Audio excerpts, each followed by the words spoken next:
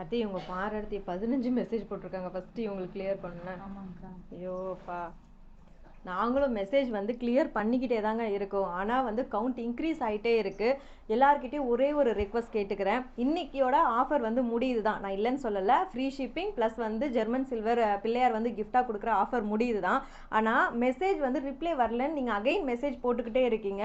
அதனால் என்ன ஆகுதுன்னா, நாங்கள் கீழே இருந்து மெசேஜ் கிளியர் பண்ணிகிட்டே வருவோம், ஓல்டு மெசேஜ்லேருந்து கிளியர் பண்ணிகிட்டே வருவோம். ஸோ நீங்கள் ரிப்ளை வரலன்னு அகைன் நீங்கள் மெசேஜ் போடும்போது அந்த மெசேஜ் வந்து டாப்பில் வந்து போயிடும். அதனால் உங்களுக்கு வந்து டிலே ஆகுது. ஸோ மெசேஜ் பண்ணிங்கன்னா ப்ளீஸ் கொஞ்சம் வந்து வெயிட் பண்ணுங்கள். அண்ட் பாருங்கள், இவங்களுக்கு வந்து கொஞ்சம் பேசிடுறா.